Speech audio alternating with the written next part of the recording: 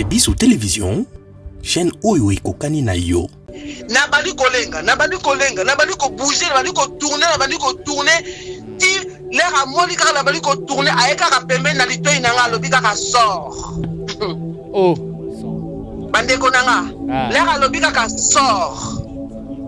Parce que quand on a déjà été né, c'est passé. Mbala moko na plongé le corps dans la piscine. Ngam naza mutu na te ma ezate mais na plongé ngamoko nzoto na ngamoko eza susu yangate. Mais nzamba tika nga consciente. Ba délivrance na tout na zo ba makamune zoleka. Ba mso za raso azo sans délivrance. Azo ba te après ba ko yebisa ye okoyaki osala kiboy. Nga naza ki consciente ponza ba yebi tembe na ngai. Alors biso ba yebisi ya kondima na yete. Amen. Sikoyo ngai na miso na nga eza ya ngai nazomona menzoto eza su ya ngai te na yebi makambo tutu tunanga to sala eza ngai susu te. Amen. L'air alobi kaka na lito il sort na plonge donc nzoto na nga est plongé lokola mutana na piscine omi bwaki chu donc na plongé bwe na bali ko glisser sikoyo na se lokola nyoka mai eza te.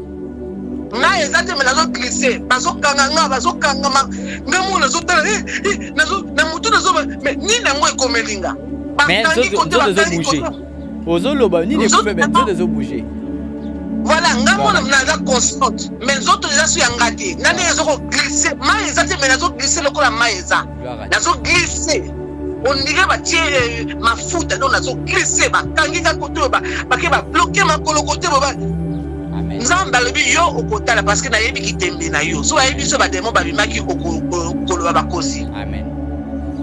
Allez babandi qui es-tu wana ba sirène abandi ko pas ko bouger le pele gauche droite allez babito kati le pele abandi ko kata le pele abandi ko kata to kati le pele wana to bebisi yo to pasoli yo to bimisi et ser na biso délivrance. Deuxième esprit à manifester. Kaka boya musique na bandi ko bina tiki na banda ko bina allez tika ko bina bambina ona leba bundi kaka ba mini bo bandi ko bima bandi ko yemba skolo kwa sirene na bandi ko yemba banzemo moko oyo inda mutu na makolo zate aleba ke moto na munoko délivrance tina pourquoi. Et délivrance nous surtout y a mon appétit. Et là qui est première esprit oyo bafanda ki na kati nanga. Bozale belé boko l'émission de partout na pesi bino mbote. Mbote balanyo c'est chez Biso TV. Oui malamu na mission na bino réponse à nos questions. Yande ko na pesi moyini nanga mbote, moyini bonjour, moyini nanga bonsoir.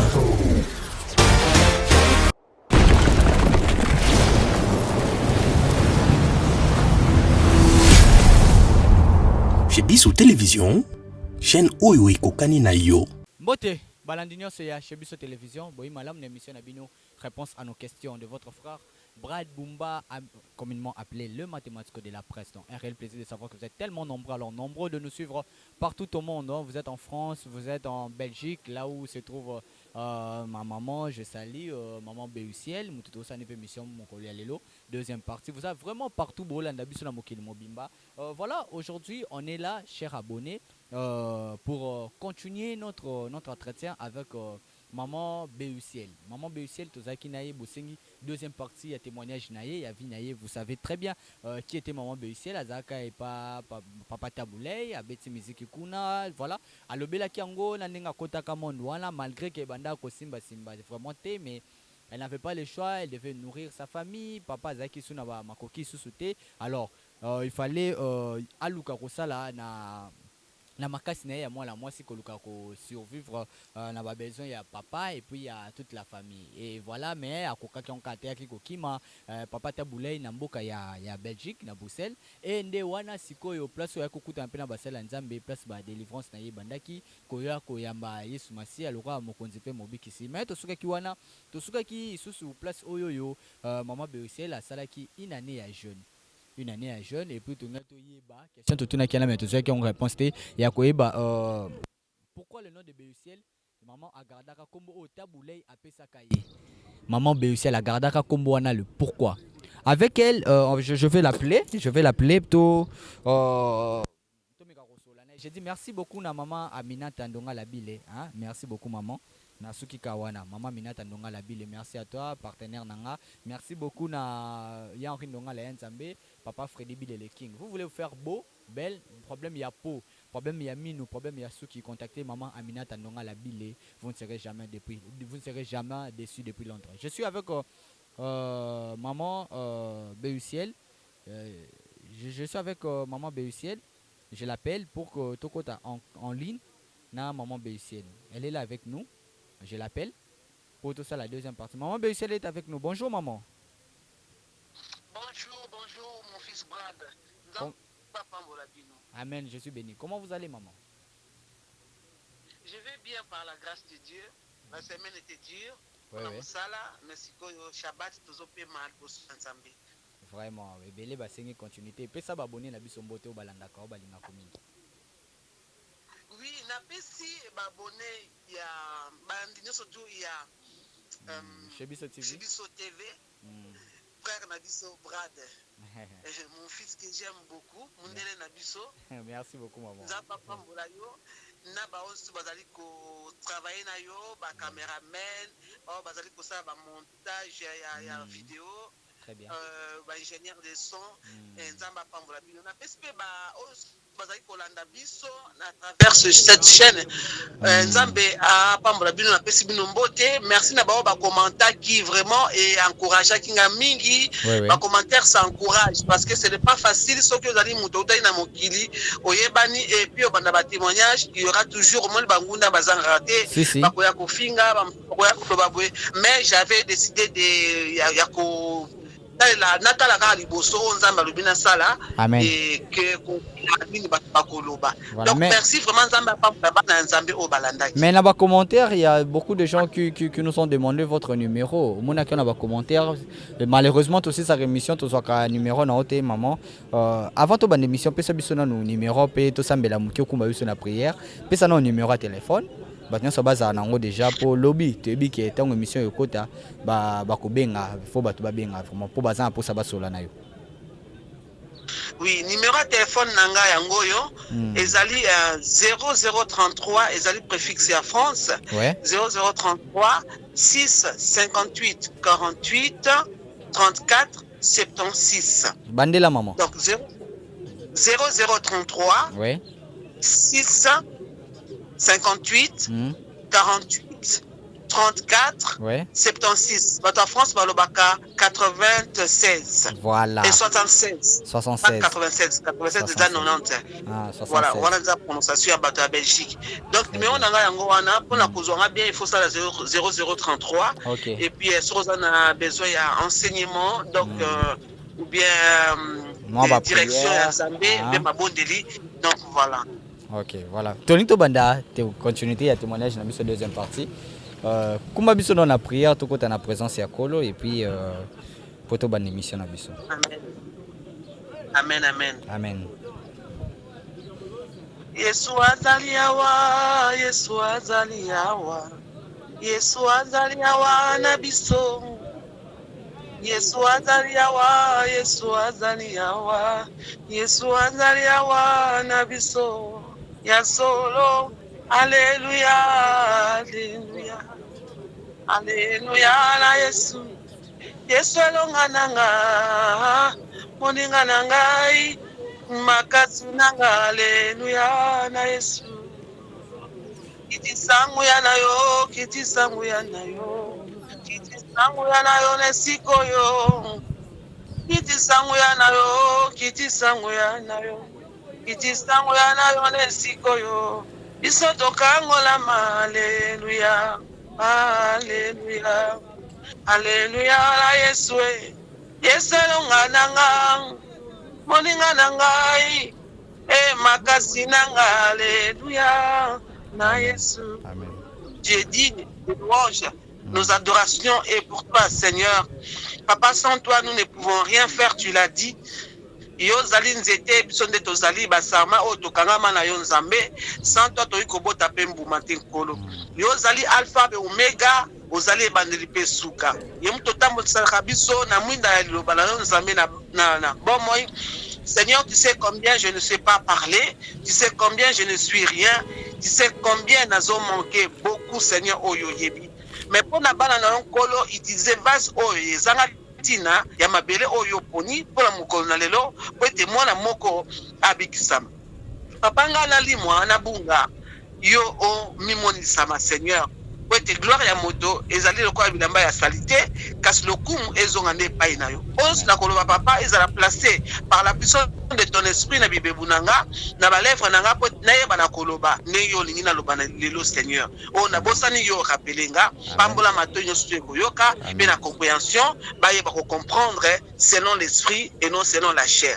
Na beli makila na nkolo ezipika bao baza kosala musala ko filmer nanga awa pina bao bakoyoka na komona esmasia na bondeli bungu. Amen, amen, amen. Amen. Voilà, merci beaucoup maman Béusiel na okumba biso na prière oyo. Torozonga muke maman ndengo lobaki ndengo kotelaka Afriza lobi ndengo kotaka wana nazo sala kaka moi retro muke bato ba comprendre la deuxième partie na biso to suka ki place oyo zaki na kati ya église. Tangu nzembo ezoyembama ozwi yopemba moko bandi koyemba omono ndiro ozomata komiti na plafond. Alors le boko yango moko etombwami et tout voilà bato balandaki yango nyonso très bien. Ya kokoma tisko fungola misu bomo ka ordena na kanase. Na kanase alors il faut continuer to parce que ndenge okomaki na kosala jeune il y a 1 an. Et puis on a bien accueilli bisaki ngelo mo que esprit ya ba sirène esprit sirène ezaki na yo mais tu étais inconsciente ya comprendre yango.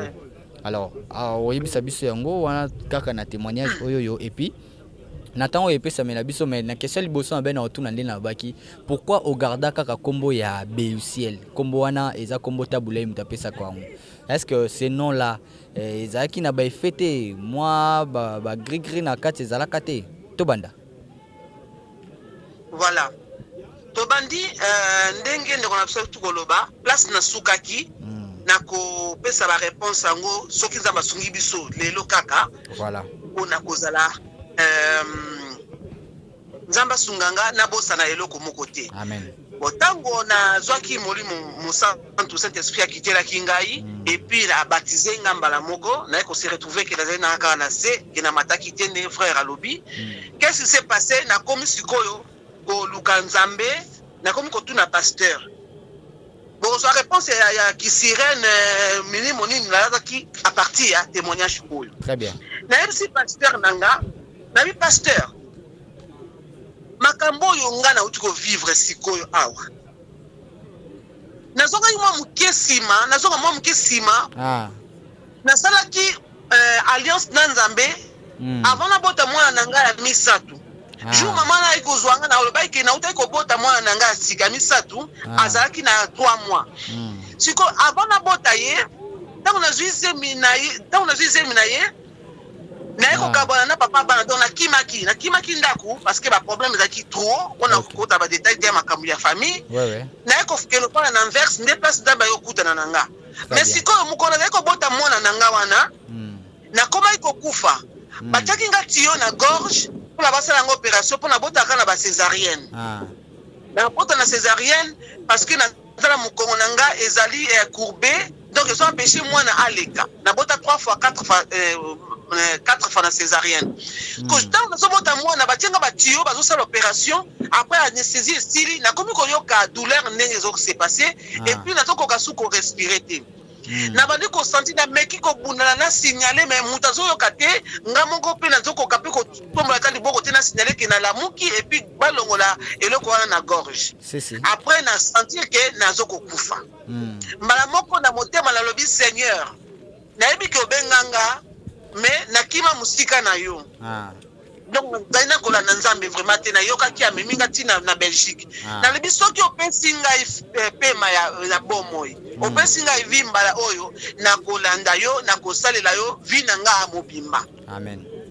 Tant na lobi kaka boye infirmière aye alongoli mbala moko tio abendi tio azol balanga respire doucement aye kolongola tio batiaka na gorge wana na salle d'opération mbala mo na respirer na comprendre que Nzamba yoki alliance na o na salaki na ye yanga mutu so yiko jije mais batu musu bazana ba alliance na bango na yiko koya na yiko telema mais so bazana alliance eza alliance après na boti nabimi na hôpital tant nabimi na hôpital na sali quelques semaines na umela ki vraiment té quelques semaines ndé na ko soit problème na dibala na décider na kima nanga na so bana na camionnette et tout na ziba biloko papa bana za quitté alenga na kenda na yako zonga na oyo tangu na kimaka baziksalanga mwana et tout na bondelaka tango église ya frère wana ya bien frère autre comme pasteur autre na pesi mbote kwa zona ndape ba témoignage akoma pasteur auto au pasteur na ko se plaminga comme pasteur na église wana na zonga na ville wana kozonga na zonga na ville wana na trouvé appartement moi studio na ko fana wana bana papa bana zo lukanga ngala kimi na ngana bomani wana ko pendant que na bomba maki wana na fandi boy na bi depuis na bali na zo nyoko makaka tout ça a ba problème parce que papa bana to bana ki ba distance ba âge mingi té tout ça ba presque ba âge mort do ba na miki c'est-à-dire bon jeunesse pour ça la paix et puis elle est très beau c'est vraiment l'homme le plus beau on a la kuta dans la vie donc ce qui bati nyoso balingi kai basi to balingi et puis ayebi ki a beau grand et des yeux verts et tout donc ambiance banda mokile banda na bo mwana wana ngape na craquer allez na eko kima kokima la kimaki pour expliquer le comment c'est passé qui donc la kimi na yesu koyo na fandi na ndaku na appartement na zwaki alitali mwana za bébé mwana ngata bébé azokola na oki siko bazo bisa mwana nzamba dai ko yebisa tu sais que tu es mon enfant oyebi que ozali mwana nanga oyebi que tu m'appartiens oyebi que na bali siko koyo ka voix ya même façon ya koloba mais zaki Satan ayebi singa boy abi omoni te ke yo zo réussir na yo te na mabala ngo omoni te ke za na ngo vi na yo te siko na tondi mapeka ka ndena za ko ndiba mama nzambe na bi en fait ayi mais yo sala mapo na mabala te yo sala mapo ozala star osala bakambu ya mokili pour vivre tala baninga baniko présenter ka baninga musu bataki wana on ba fio ya ba métis na ba nini ba mibala ba mindele ba bongo ba sosala banini abitale ne bango bazani non yo normalement yo ko le quand même bango parce que ils ont la carte na ko le quand même bango oko simba ba mbongo ngazo proposer yo tala tika na yo makambo wana ya mabala na bonzambe sala makambo wana zo biso ngape na zo ndima na bien oui c'est vrai on dirait na comprendre na mutu nanga non la comprendre donc vinanga oui c'est ça tu sais Satan tant so na yo a so des fois le la pensée moko ezali vraiment réel donc c'est comme ça na ko ndima na mutu nanga bien oui na kanisi makama mabalo kwenda na tikalanga sikuba tali mwana sana 3 mois na lobi boy ngambo ko na lobi ya bon na c'est la kola mukie soka koli abandi ko tambola akomi na tango tire na crèche ngai na komi bongisa na mi bongisi wala papide ba pesinga na komi bongisa na mi kondisi parce que moi surtout bota et tout na sali régime allez nde na bandeli makambo na sepeli na bon na zui solution na vie nanga po ba pasio bani na zui solution et comme parce que moi la comme na 3 mois là comme na 3 mois na bani ya komi bon ça ba jeune ba ini na konda et tout ça là pas ba jeune de prière c'est dit non liaté na konda et tout na mi bongisi na sombi ba salopette ba botte ba ni ba mechi donc ça t'a pas yebi ko laksa mutu makambo comme sous na bimi pe na mita na miroir na bi bon c'est bon maintenant na lobby yango na lobby la moteur malanga na confirmer na scellé na lobby je vais détruire ma vie donc na ça ki ndumba te na ça ki ndumba te na bimana ba mibali tel que soit ba ki ndumba banité malgré que ça na frisa voilà malgré na frisa mais là je me suis dit je vais me prostituer j'ai dit ça. Je l'ai dit et je l'ai confirmé et j'ai décidé de le faire. Parce que Satan a une idée d'accepter ya kopesa. Na bimika na balabala bona que so moment eloko. Pam voiture a mundele telemi. Donc niko so na mundele wana aba ndiko sanga na kenda Congo na mona la kenda Congo na teka ba pine et tout est-ce que to iko kuta na toba na kosolo ngalo bi bien e bandi na mutema na bi e bandi apesa numéro de téléphone na bébé amukie après na lobby vraiment mbalo penza ko na détruire tout na so détruire donc je vais détruire ma vie akei atika nga numéro de téléphone na zongi Et que ça la kaka soki 2 semaines na kuto kutete parce qu'il fallait voyager mon balango, à voyager bonga zonga. Nabi oh déjà moko. Parce que son les kanzela ba tozotala. Ma voiture, ma pimpi banini parce que j'étais vraiment belle, je peux le dire. Ouais, ça se voit. Merci frère. Siko na sita ku mukolo. Na songi na ndaku. Maman la seconde ay ko zwanga. Na fona be maman la sonné, na ndé ay ko zwanga mwana akidia lobi to ke l'église, ngasko na azo comprendre nga la zo mona zo ko ko baby silanga sko programme nanga. J'ai un programme moi. Il fallait que ça un programme nanga. Ay ko baby silanga, tina lui bon 4 semaines. Na plus 4 semaines parce que na la plan nanga ma bé. Il y a destruction à vie nanga. Donc tina nga tranquille. Nzambe pa lobi bon nga pe na ko avancer yo.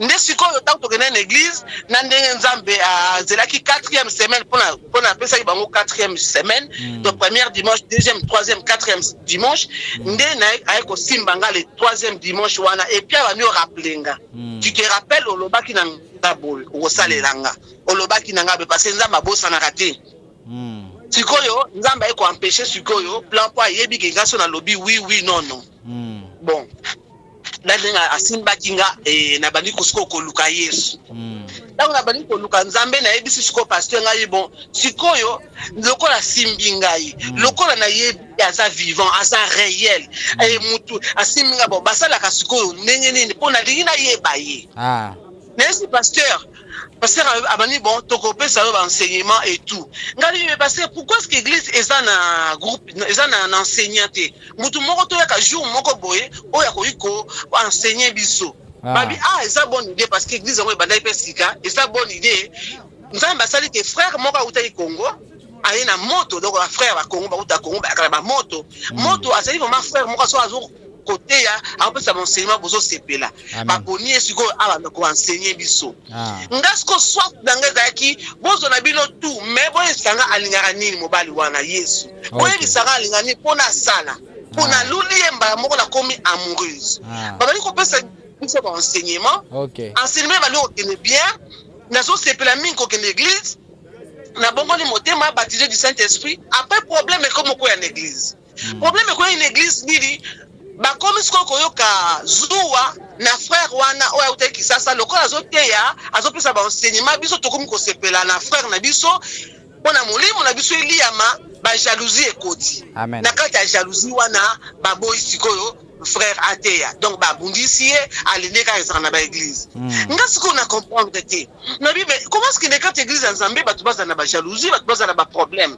na ça bébé spirituel mais je peux pas comprendre ça pour moi c'est l'amour rien que l'amour alors là sali bongo to comme au Keneska église mais frère azo ya susute na veille moko to sala ki dernière fois nzamba umela au sali ngate to ko sala veille de prière to prier veille l'équipe bien butu tout tozongi na bandako tant tozongi na ndako ngasko na lobi la nzambe bon veiller au tokendaki est-ce que au lobi nini au sepeli na ce qui s'est passé parce que bandako ko poser nzambe ba question maman nzambe a singa fungola bible tant na fungoli na ko zo verset biblique bon nazo tant ko préparer ngote pour na ba ite na loba makambo yo c'est de se rappeler nga partie on a décidé na be sa vie nanga nzambe lobi nanga lorsque vous priez, alors verset biblique, lorsque vous priez, je ne regarde pas.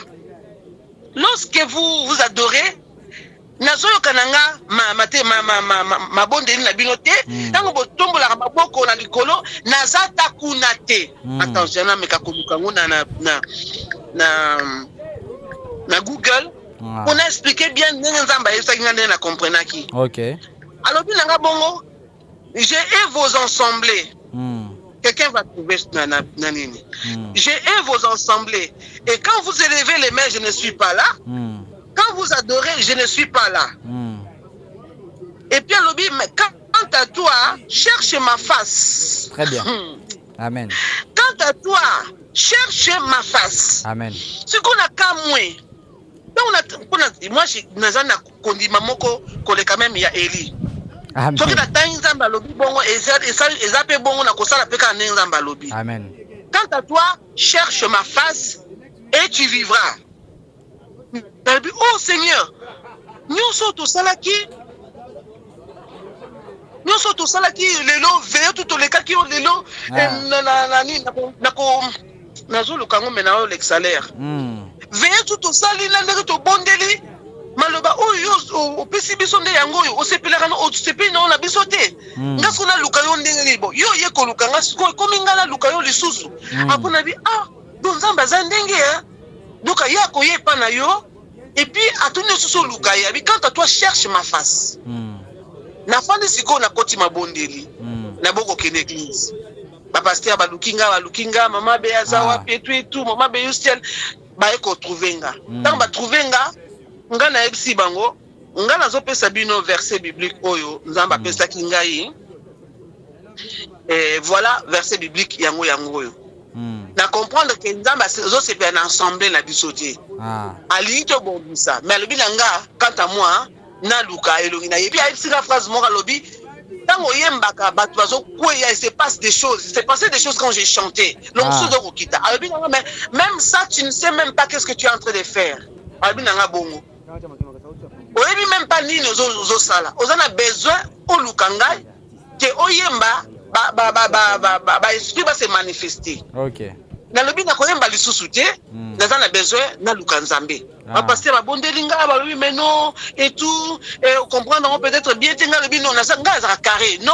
oui est-ce qu'on a kolanda bino soutien d'abord frère père à côté ate na kolanda bino pe soutien nga tika na luka Nzambe et puis nga moko pour la première fois na ke commis code sa retraite na yebi même pas retraite ne zalaka na ke commis code sa retraite na bengi sœur mususu na teki déjà pendant de ko gagner ba âme na bengi frère sœur wana avec belle sœur nanga de côté retraite à 3 jours de fois na mabere tozo bondela tozo le Nzambe tozo lukelo ya Nzambe tant tozo bondela maman moko o maman ali kozwanga aye susu ko meka ko récupérer nga alobi Nzambe alobi to banda église to sala tunga alobi te Nzambe alobi loko moko te ngai nazo luka Nzambe apesa nga réponse cette sœur singa c'est pas vrai na tindi été donc continuer ce ko bondela ndenge wana après retraite si tozongi na ndako kozonga tozongi na ndako na bibo Seigneur sikoyo ngaza na besoin ya pasteur ya brebis ya kopetre ngai sikoyo na sala bono bina ke su église tunate na na mama wana te po bango bazokomi na bango kosona sona entre bango. OK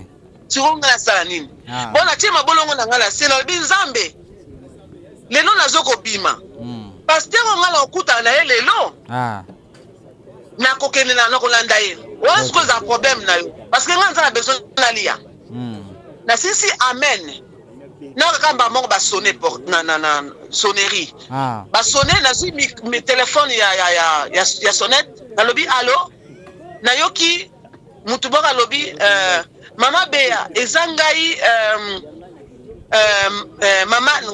mama Bea donc maman wana komone pe Bea. OK mais bien maman Bea donc maman wana tozala na bonne église côté à pasteur wana mususu oyo ntango na bandaka ko ça ba manifestation pasteur ya malamu na nga comme frère aki deux frères l'autre c'était un bon frère ba comme ça qui est pasteur na frère mususu ba memaki na Congo ba frère na Congo alobi na ekotala yo mais bien bozela na kitimbangu na ke na fungoli porte tant na fungoli porte ba mati tant ba koti na tala boy frère Albert o ba refulaki na frère Ozonga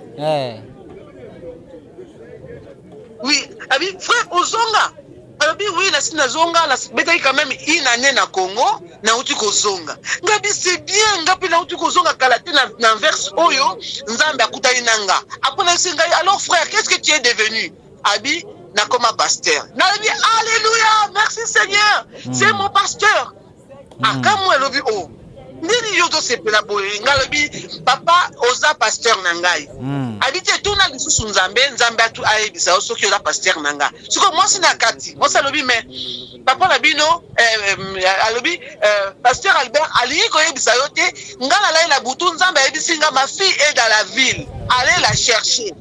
Donc aki ozo samele moko boye Nzambe ayebisinga tokoya il faut to ya kozwa yo. Amen. Siko ina kutia mutu makasi ngalobi na kobondela te ndenge mama lobi boye ngai na yesa ki Nzambe eloko bino boye bite amambo ya na autu kotele mana lobi amen na fuka maki na bondeli Nzambe pasteur na kutane lelo na kolanda ye na sisi amen bosoni. Donc donc nzamba a préparé derrière bilo na butu et puis tiaki maloba la monoko nanga pasteur a dit OK soki bongo c'est bon.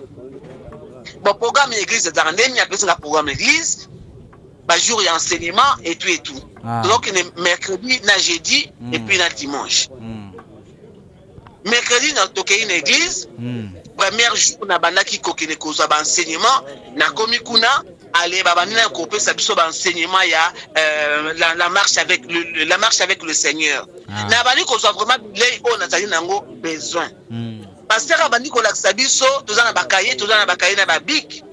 Comment marcher avec le Seigneur? Première des choses, Ezali, nous avons préparé déjà un verset biblique à Wanakotanga nous sur tout Ezali dans Matthieu 16, 24.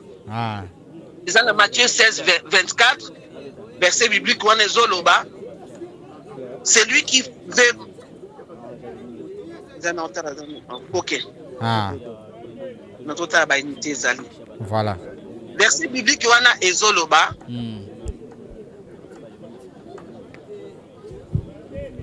Allô? Oui. Oui, ça va. Ça va. Mais qu'à côté ça va verser biblique. Okay. La marche avec le Seigneur. Comment marcher avec le Seigneur? C'est lui qui veut venir après moi. Ouais. C'est lui qui veut venir après moi. Il doit prendre sa croix. Il n'a qu'à prendre sa croix et me suivre. Amen. C'est lui qui veut venir après moi.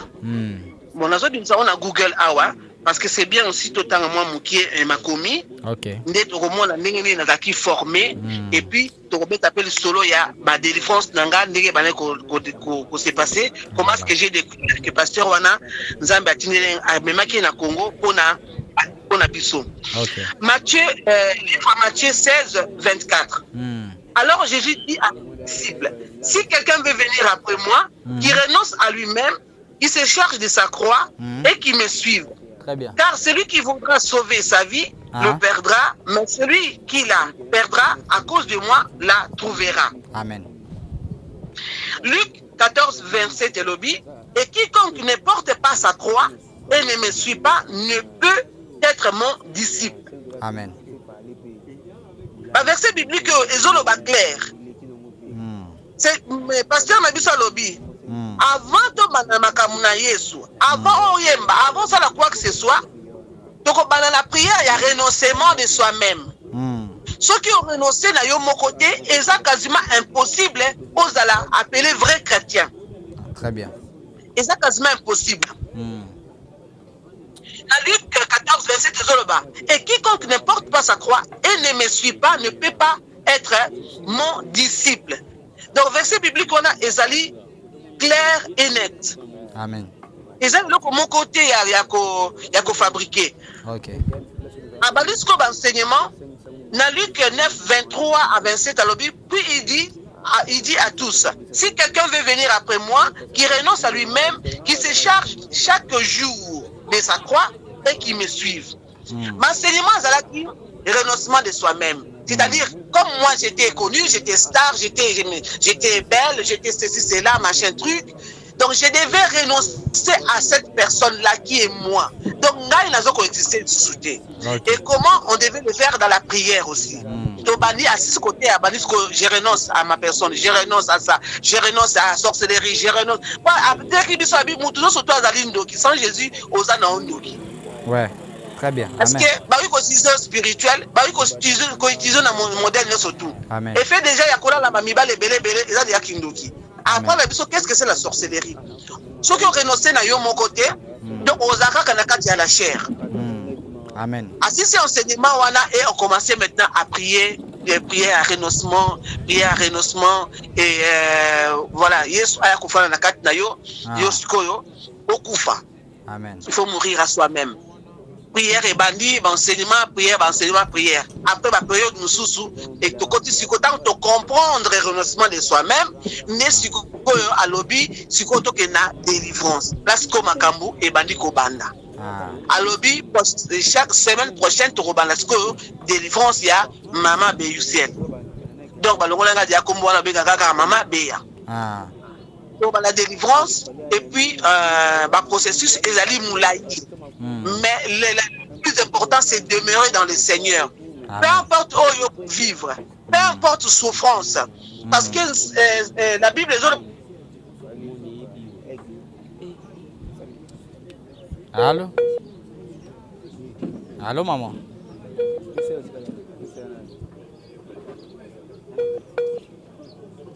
Allô? Voilà la connexion qui nous perturbe un peu, mais elle est là avec nous. Allô, maman? Allô? Allô, maman? oui, allô. Allô? Oui, Ah, d'accord. oui, allô, allô. Ok, Oui. on continue. Voilà. Bible, bah, comme eza na discours. Voilà. C'est par beaucoup de tribulations que tu rencontres na bokonzi ya lola. Donc bien. notre pasteur a prêché biso, a prêché évangile pur.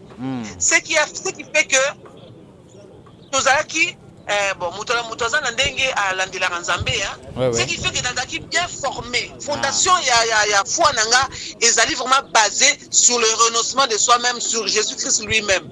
Ngana na s'effacer, Jésus-Christ accroître. Après tu kobanda ba délivrance. Premier jour il y a délivrance. Ayebsinga lobby to kobanda délivrance na yo. Once que babandi délivrance ya mama Beyo. Voilà, délivrance nanga. Pour la kouta dia misusu baba ça la délivrance bani. N'ayeba même pas comment ça va se passer. On a nous nakena na délivrance té. Parce que jour à délivrance ça va bien sur deux personnes, passer à la délivrance à deux personnes, a mimi no boké na sali bobondeli na bato ba accompagner la délivrance Swana, bien sûr na maman pasteur et puis nandere koleka kuna bon, les accepter comme ça. OK. Butu na la qualité.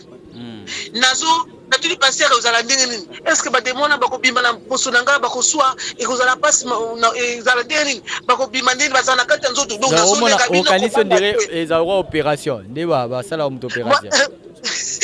Voilà exactement. Nazo imaginer que estam bazo bima izo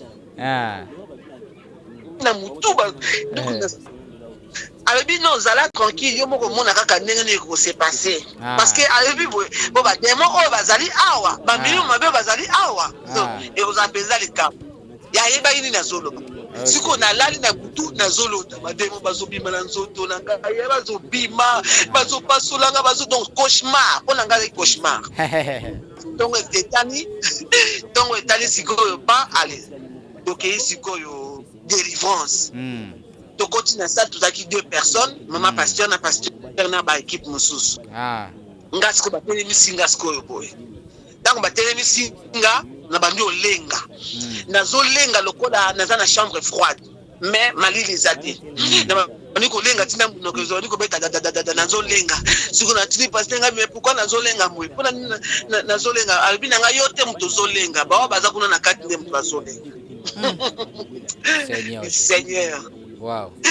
Na bali ko tremble abi ezaba wala bazana kati mutu bazolenga parce que siko asimi nzembo na époque na biso toki na biso ba instrumenté ba période wana abandi yawe na bossa la nzembo wana te na bossa la nzembo wana te. Amen.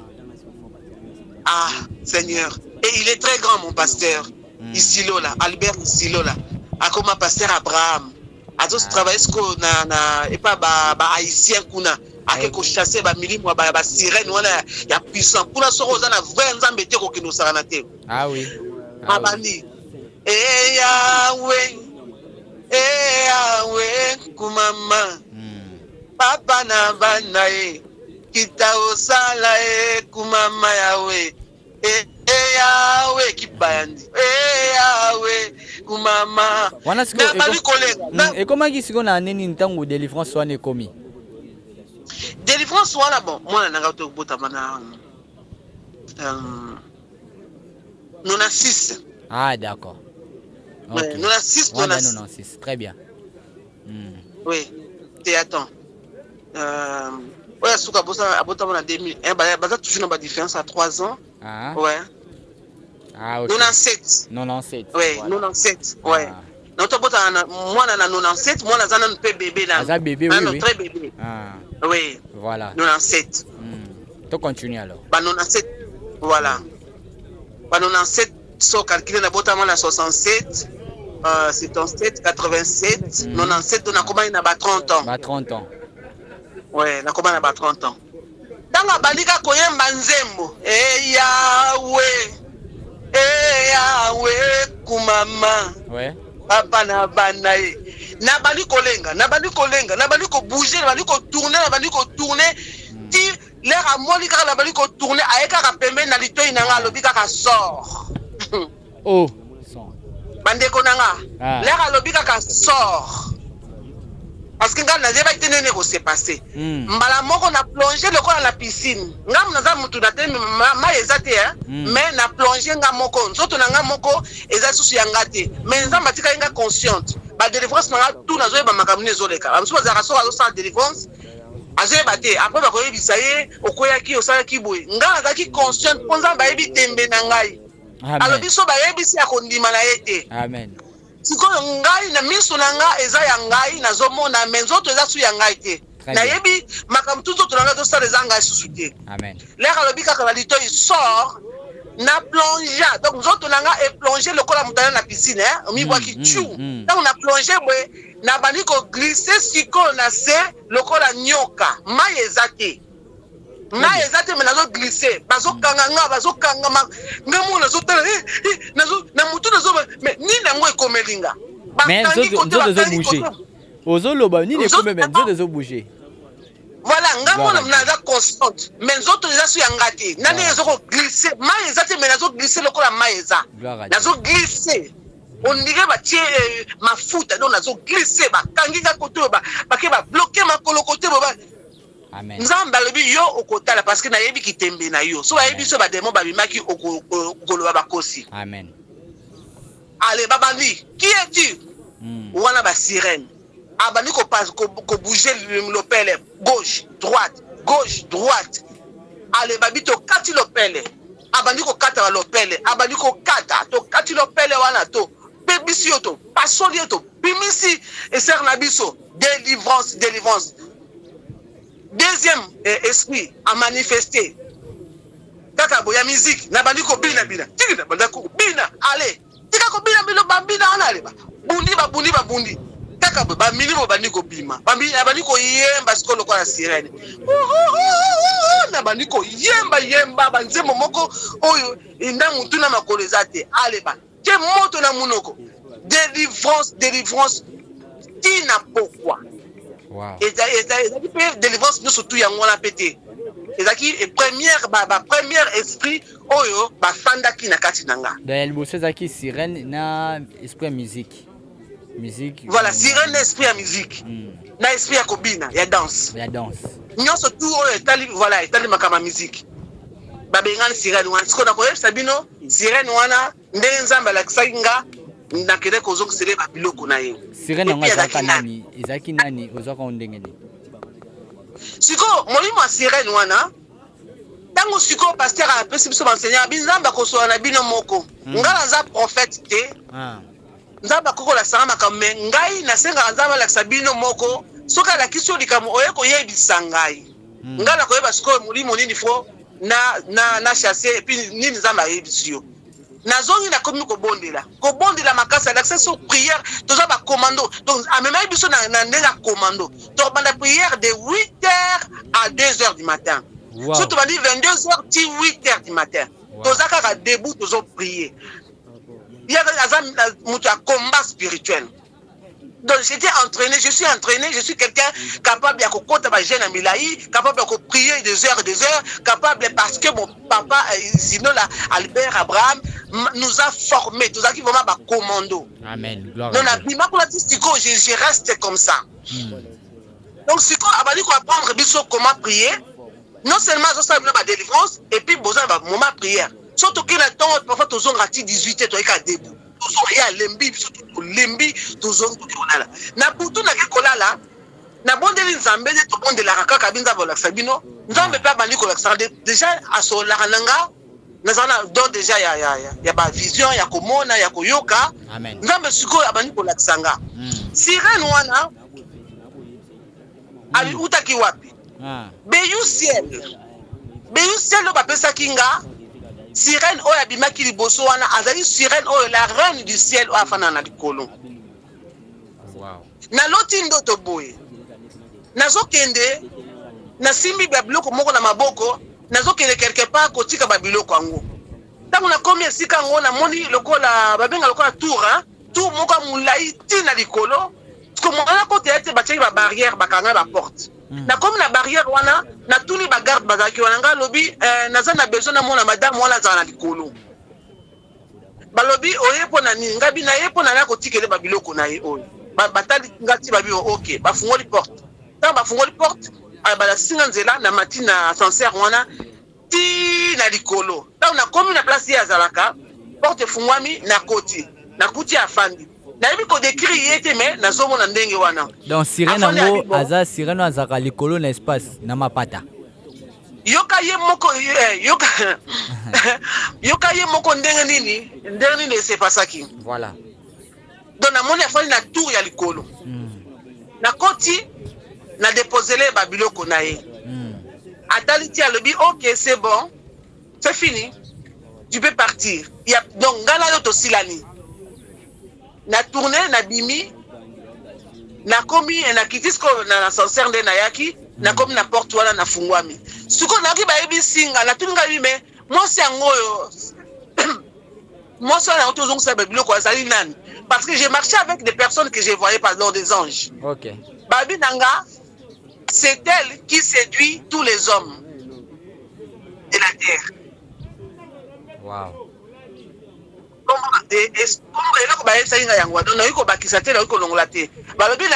cette femme là c'est elle qui séduit tous les hommes de la terre. Son nom c'était Béusiel. Alors le roi na ciel Béa bapesaki esko na ye wana maman na la reine du ciel. Le ciel c'était la reine du ciel. Donc bapesaki donc voilà na komaki bapesaki esprit na ye oya ya domination epananga. Dans le Béus, c'est juste Béatrice, mais si elle, c'était Bakabio Kuna na likolo panaye. Balobi, c'est elle qui séduit toute la terre, tous les hommes de la terre. Amen. Naeko zonga, kozonga la comme zonga la tikele babiloko na kanisi ngabi mais na suna mbongo te. Na zonga la si sa madame wana, apesanga mwa mbongo pour la futa transport, na ye bana kozonga na ndako. Na zonga siko na sonné sur la porte wana. Ba gardien batanga babinini.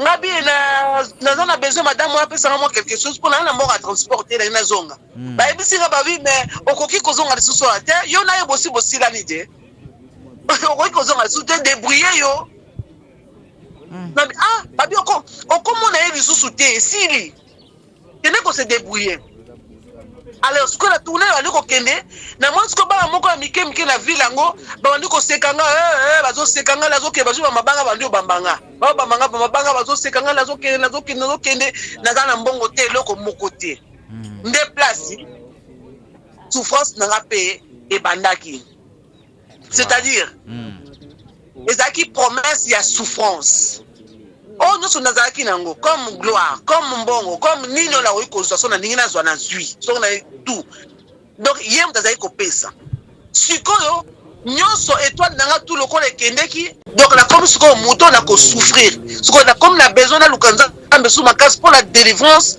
on a retrouver étoile nanga parce que bitumba étoile ezali makamususu bitumba étoile na ko témoigner ngo soki possible lelo ko quitter prochaine fois place ni étoile nanga ezalaki et puis na ko zo délivrance na 2017 awa wow 2017 awa et pourtant la série on a 97 80 97 2007 2017 et ça fait combien des années 20 ans voilà 20 ans pour la joie délivrance il y a étoile nangai na ebité soki na ko sauter ba étape so na lobila lo bango sikoyo oui parce que on est aussi sa témoignage les lots pour tous on a ba révélation na ba message tout tikali encore voilà. À 50 minutes voilà 50 minutes c'est encore bon voilà première délivrance nanga e bandaki toujours ça toujours la prière ya nini après ko nanda ko sikoyo soki na zongi de loko la décider pe to katali na Satan na comme ko zo ba attaque spirituelle na la kalisusu te soki na lali nazoka ba voir yo tiki biso et to komona to kotala ngala yo to kotala voila litoyi bozoka mama mutazoko loba yo kutu bino kutu na ba pasteur le to yo kana na biso bino boko mosala muto voilà des fois mona so nazo kumisa nzambe yawe nazo yemba alléluia alléluia donc avona matoyi abandi ko seka ha wala satan alléluia alléluia alléluia aseki ha Oh. donc moyen ya kolala ya azo seka nga penza boya azo répéter nzembo nazo yemba et puis aseki kolala ndenge na butu soki nalali nazoka bato baotambola na baplateforme bazokima nazomona babilingu mabe bitumba nalalaka te paster sikoyo akotisi biso jeune naye koapprendre basystème ya jeune nga nalobi nga mpe jeune oyo nake nango ntina suka na banda jeune nasala 1 an ya jeune c'est-à-dire naliaka kaka na pokwa naliaka na poka so nalamuki na komela te na kolia te soki nake natiki bana na classe nazongi baserie wana baeme kandu banini nali kodécouvrir banzembo bachrétien bapapa na biso frère Patrice naloba yango toujours bamarie misambu bapambolaki biso mingi bapériode wana. Oui maman. Allô maman. Excusez-moi.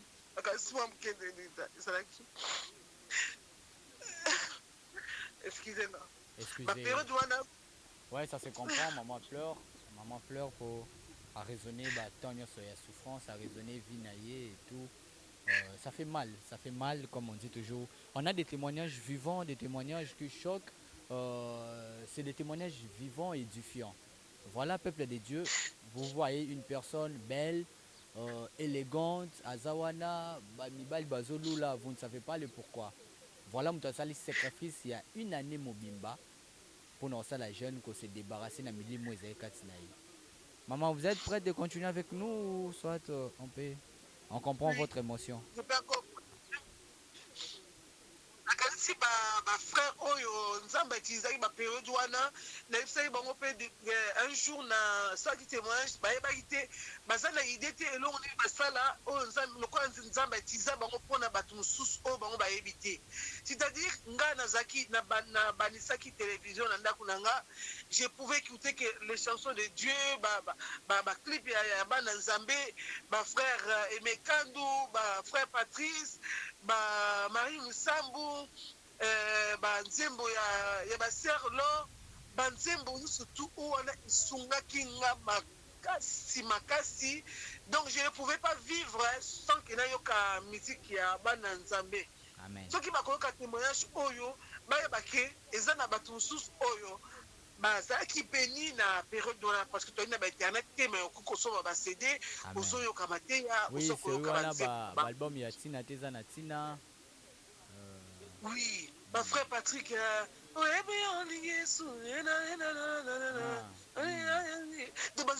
banzembo wana nyonso tu bapesa munu passage donc ezaki donc ezaki bango bayebi te mais esunga biso po mbala liboso na découvrir bamusike mpe ya nzambe esunga nga na modèle moko.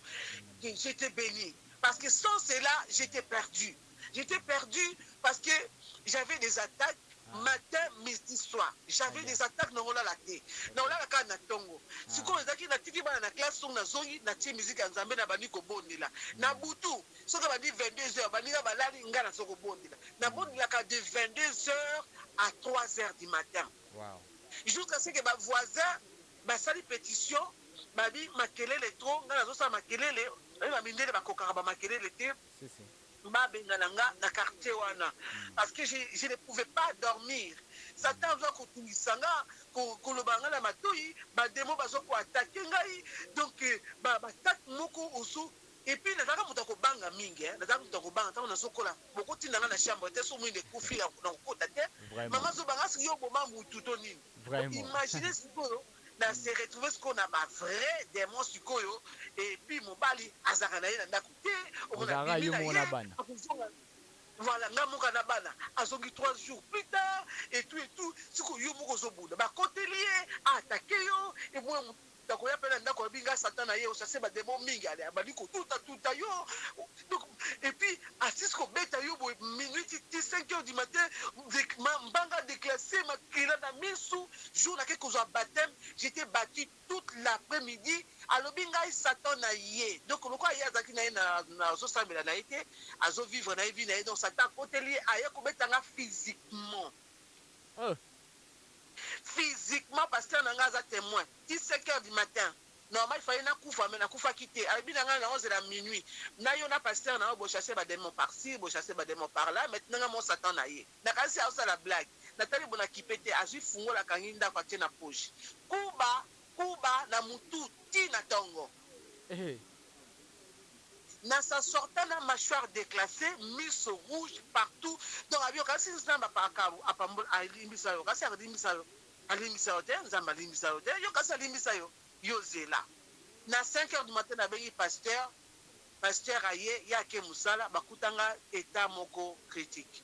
Na abenga ba policier na kide pa ba docteur te na confiance en Nzambe et puis il s'est passé quelque chose ce jour-là tant na moni que ya zoya beti ya zoya et comme il na suka la vie Seigneur na benga Seigneur Jésus Seigneur na moni Seigneur te na zaki na choix mbeli zaki wana na ciseau na bifona sauver vie na bana baza mike bana balali bazoye beloko yo c'est passé te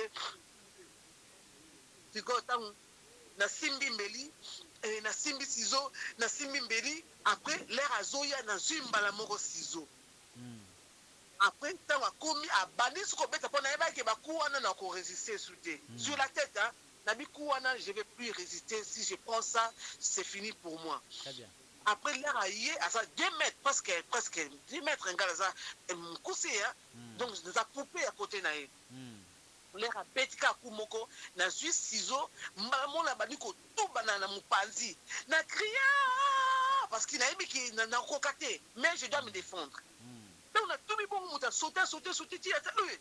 Il est comme lui, pourquoi zongi na kati na ye après nga souci na nga na tenga lebe na tubi ye na bomi ye na bandi ko contrôler ce qu'on a mupanzi na tena boilo côté na mais qu'est-ce qui s'est passé na bandi ko pesa nzambe merci na kwe ba genou na par terre na bandi ko misa nzambe ke na ye nanga to bimi vivant après na ke kota la ciseaux daki ya plastique Siko donc ce qui n'a soit qui oui ba ciseaux ezalaka ezokata ciseaux mais ba ngumba ngona plastique na suka ce qui n'a soit qui mbeli mais na boma mutu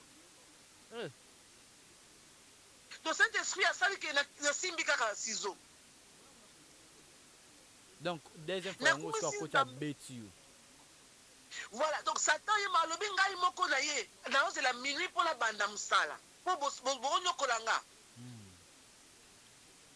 wana ekoleka na continuer siko mabondeli na bondelaka de 3h à 22h naza na 1h ya ko bombarder 1h ya ko balayer 1h ya ko sugwana makila 1h ya ko adorer 1h ya ko louer donc c'était ça mon programme j'étais devenu une machine à prière 22h bana balali et je commence toujours programme nanga yangwana très bien tant na bali ko bombarder 1h nanga se ko kite na otikate ko adorer ko nini et puis spiritualité nanga e mataki na koma ko yoka voix nzambe na zoko yoka voix ya Satan na zoko yoka to boye o comment ko différencier ba deux fois wana oui parce que nzambe sokaye par exemple na kata bitumba na loti sikoyo na lali na zolo ta sikoyo ba démon la baye bandi ko bundisanga na monde spirituel tant bazo bundisanga o mona nzamba ye azoloba salaboy sante sala pembe na ngazo ibisanga salaboy tina moto boy loba boy jour mususu asalenga attaque lokola na sa pa Jésus amemi Jésus na ngomba abani ko talisa lobita la regarde la gloire si tu te prosternes voilà asala kinga attaque wana l'air aye alobi nanga na adorer azoloba nanga azobalola lolem nanga na adorer ye siko ngala zo bunda na lobango te alobi sila likambo ngala niko lobate ki na ko adorer ye puis ngala lobi na lobi moko to nom de Jésus na pas melier ezaki vraiment je sais pas expliquer ça je sais pas on était dans le noir total des fois on a a fungoli le kola mai des autres mai zotanga spirituellement c'est soit bien nga loba ordonné à kangango bina kangi mai on a comme on a donc je vivais dans le monde donc j'étais dans le monde spirituel et puis niveau prière était balikolo et j'étais devenu je peux dire spirituel nzamba la sanga makampe l'église ala sanga makamu na bandimi ala sanga makamu mwana oyo moni mwana bakoya kolesa kindokina côté papa na bango na monde batie munoko nenda kwa pasteur tala nzamba la singa bo moni mwana bakolesa kindoko dans 3 jours côté papa na bango mama na bango na koya pa na moni sorcière moko ataka nga dans l'église na yo singa na moko ke na buto moni na tie ko de moto au monde côté na mire et tout ce que maman pasteur a ebisi pasteur alobi mwana na yo a ebité kaza prophète il faut ko yebisa ye alobaka aya ko yebisa ka yo mais alobaka boete parce que oya zo mona tous ko mona kangote ngati kuna kotuna bon yo ndenge nini omoni ndenge nini nzamba l'action ni ndelo et ponga le nzamba na boy alobi boy aki suko alobi nanga boy lobi nanga boy suko nazo lobalona kasi onanga batu nyonso ba mona bayoka nzambe batu nyonso nzamba lobelaka bango suko nazo kamwa ke bango ba na message te to nenga ko nzamba lobele lo te mais lelo yebisinga boy etu kutu yo boy pona boy moni côté famille na bilo boy nazo lobaloba pasteur ayeko benga nga mama pasteur apesi conseil pasteur alobi ma fille tout même nga na yo na mona ka ndengo yo mona ka te na yo ka peno yo ka te ezali donc ozali donc prophétique au cause de la prophète na bi pasteur ninga za bat nous ba yo ka te alobi te et puis soko yo ki yaka ko yebsanga ya ko yebsanga nga na ko yeba neli ni na ko sala pona mondimi pona mondimi bo je voyais tout Merci beaucoup maman. On est encore là, on continue, il nous reste encore quelques minutes pour chuter. On n'a pas assez vu, on a pris. Mais dites-nous un peu, à propos de votre étoile, parce que c'est la dernier témoignage, pour tout la révélation. Comment faire pour avoir de étoile Noé Chapaki et puis Neni Zongaki. Tous au cas de parce que nous avons 1h30 na yo maman. Pour une émission. Voilà. Voilà. Il faut poser la question. Si on a commis un peu plus loin. Si, parce que Eza Vinayo, alors, Makambo Bandaoyaka est belé, Talara de 1967 à 2021. Oui. Beaucoup de choses. Beaucoup de choses. Allô, maman? Allô?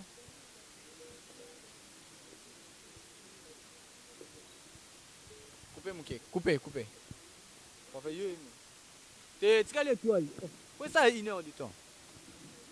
C'est bon, on peut continuer, maman. Côté étoile, voilà, pour chuter.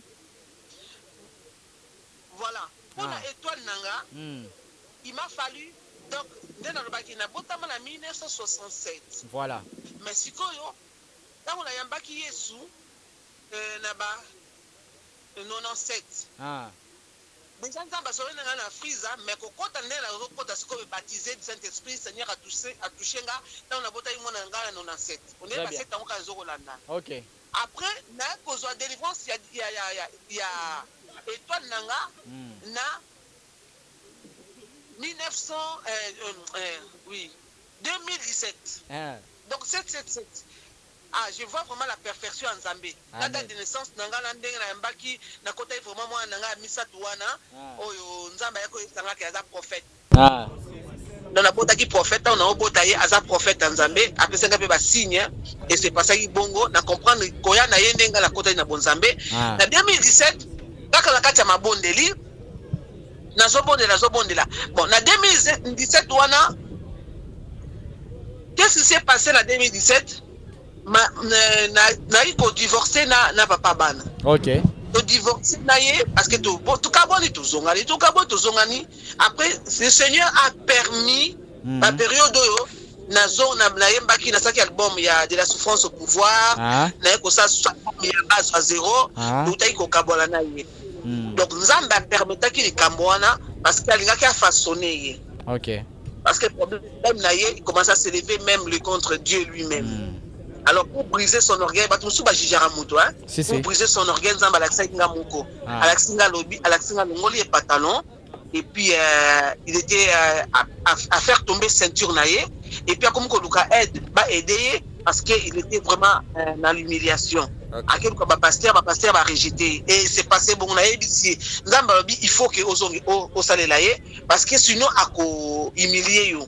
Ok. Pourquoi ça m'a permis de humilier? Parce que Azolo Bakebota na mes star, naza makas, naza fort, et moi Sanga, Baninga na fort. L'habité aux fortes mais ils sont fort. Mais ça gloire dans Zambie avant Silika. Pour ce Zambie Silika comme on soit gloire naie, il est à traiter du Kamunayo.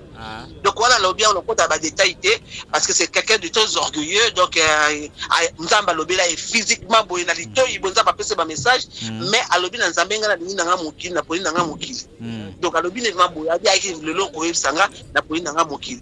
Et le Seigneur a permis que tout se séparer. Na France na moko bima ina munoko na ye. Alors ba di ka moko le alobi ngamba bi je t'enlève devant ses yeux. Ndia tila kina na église. Na ko vivre à ce église. Bala ba comme ya tala ngana église et tout parce que Dieu ne voulait plus que ça continue, il fallait y obéir. Après on a comme le Seigneur a comme la France na ko kende ko ça l'album et ba période où on l'appelle j'avais je peux dire ça m'a permis na koya. Donc j'étais tombé quoi. Très bien. J'étais tombé, je ne priais plus, ma famille était détruite, ça c'est encore notre témoignage. Et il a dit, Seigneur, pourquoi tu ne l'as pas laissé me tuer? Comme ça, on a lola, si la famille n'a pas koufi, n'a perdre tout. Et voilà, donc, ma divorce, c'est pas bien, je suis contre le divorce. Merci beaucoup, maman Béussiel. J'ai vu qu'on a largement dépassé le temps. Bon, comment on va faire? On va continuer. Je dis au peuple de Dieu, à nos abonnés, de nous excuser. Mais on va continuer. En autant que maman a ta révélation, à plonger biso moukié, na témoignage Joana moukié kaka pour na étoile. Vu le temps, parce qu'on a beaucoup dit, mais tu as dit que aussi l'a raté et continuer. Ça n'est vraiment fini pour aujourd'hui. Merci à toute l'équipe Yachebiso Télévision. Merci beaucoup à maman Béussiel de participer avec nous. Alors, un dernier message pour clôturer cet entretien avec vous et puis un numéro de téléphone aussi. Nous à contacter yo pour na prière surtout encore au Nengozaki délivrance peut-être dans délivrance ses alliés muto lugatam sous moi délivrance et tout. Numéro de téléphone et puis un dernier message pour clôturer maman. Voilà, numéro de téléphone nanga na pesa ki 0033 06 58 48 34 76. Voilà. Donc sur Bogobenganga et Zalaming week-end parce qu'elle travaillera toute la semaine. Très bien. À partir à vendredi soir, samedi, dimanche, mais pas là pourquoi. Okay. Dimanche après 19h, donc on s'est préparé pour se reposer. Okay. Bon, pour la balasima, nako témoigner mukendenge pour la maramboya étoile. Voilà. Makingala qui nous récupérer en haut dans le monde il y a musique il y a mokili nani nakuta ki artiste munene boyebi et nini alobela kingai et puis la ndenge nini et c'est pas ça qui c'était vraiment extraordinaire pour nous remonter que depuis 1990 donc déjà semaine prochaine tu reçois yango donc tu banda pena wana après tu continues na révélation. Voilà. Merci beaucoup maman Béussiel d'être avec nous et de nous donner, de nous faire confiance, confiance pour nous aider le peuple de Dieu. Merci maman. Amen. Merci beaucoup, c'en est fini pour aujourd'hui. Hein. Merci à prophète Tia Moussakolazan Namboka pour l'assistance. Merci à toi, merci à Kimanalogie Kimana pour l'assistance. Merci à toute l'équipe de Chebiso Télévision. Merci beaucoup à Chic Moukadi, maman Lydie Moukadi. Merci à nos partenaires. Vraiment, on se retrouve prochainement pour un nouveau numéro. D'ici là, portez-vous bien. Bye bye.